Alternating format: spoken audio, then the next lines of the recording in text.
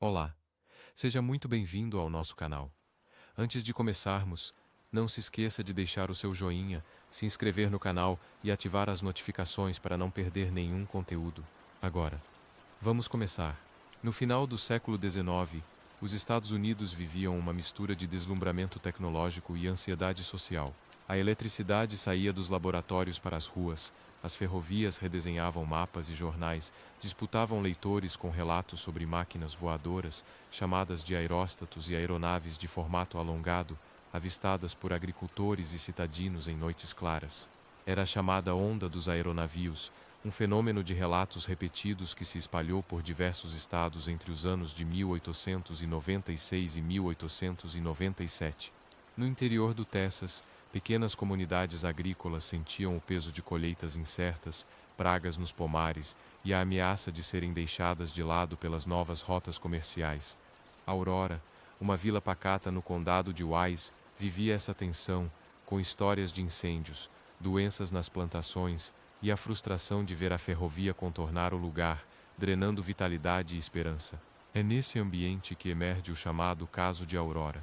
Em meados de abril do ano de 1897, moradores afirmaram ter visto nos céus uma nave em baixa altitude, semelhante aos aeronavios descritos em notas de jornal da época, mas com um brilho metálico incomum.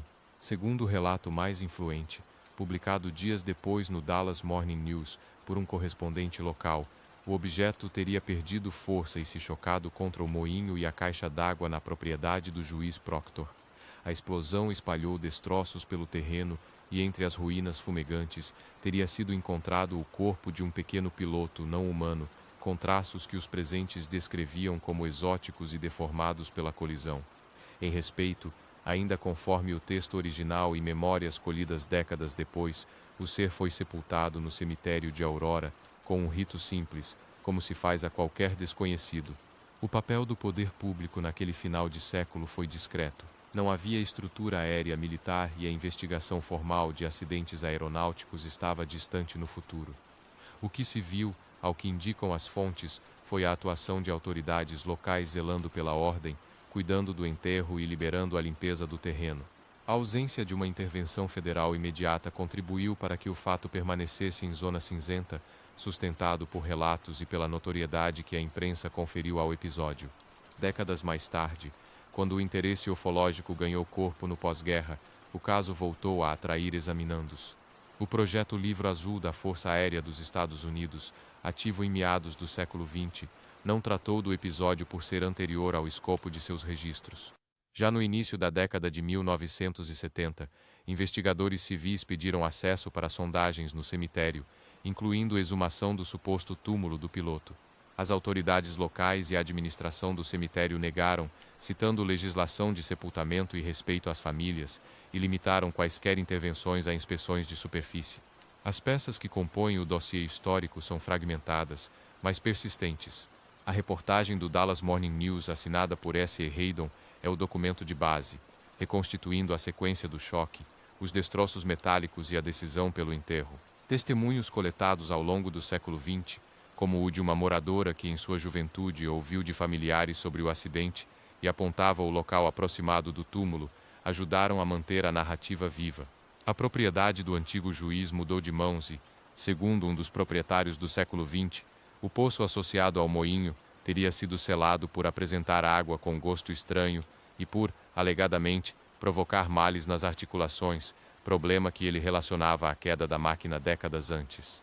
Em inspeções conduzidas por pesquisadores independentes no ano de 1973, fragmentos metálicos foram coletados no terreno.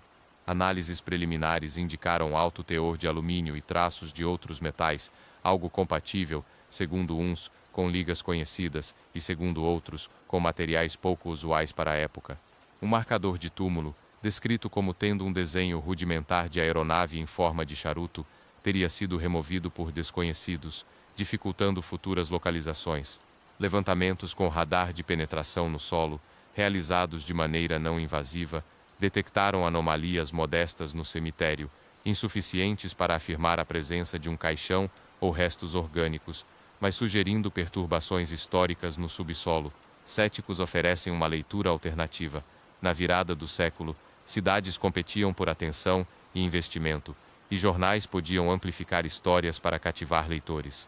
A própria situação de Aurora, marcada por revés econômicos, sustentaria a hipótese de um artifício publicitário, um conto com detalhes verossímeis, ancorado na moda dos aeronavios, capaz de recolocar o nome do povoado no mapa. Outros lembram de inventores amadores e dirigíveis experimentais que cruzavam o país e aventam a possibilidade de um aparelho terrestre ter se acidentado, desfazendo-se e deixando poucos vestígios passíveis de rastreamento. Para os que defendem a hipótese extraordinária, porém, a consistência do relato original, a descrição do enterro e os fragmentos metálicos formam um conjunto que aponta para algo mais do que folclore. Ao encerrar este percurso, o caso de Aurora permanece como um mosaico de peças incompletas. Há documentos contemporâneos ao evento, há depoimentos colhidos muito depois e há indícios materiais de interpretação ambígua. Falta o elo decisivo, a prova forense que um dia poderia ter vindo de uma exumação ou de um registro oficial detalhado, ambos ausentes. A história resiste porque toca em 3 dimensões sensíveis: o fascínio por máquinas que vencem o céu, a fragilidade de comunidades em busca de futuro e a necessidade humana de dar sentido ao desconhecido. Entre a possibilidade de uma invenção terrena, a hipótese de um embuste bem urdido e a sugestão de um encontro com o extraordinário, a Aurora continua a habitar o território das narrativas que se recusam a morrer. E enquanto a terra daquele cemitério permanecer intocada, a pergunta essencial seguirá aberta: o que realmente caiu em Aurora naquele distante abril de 1897?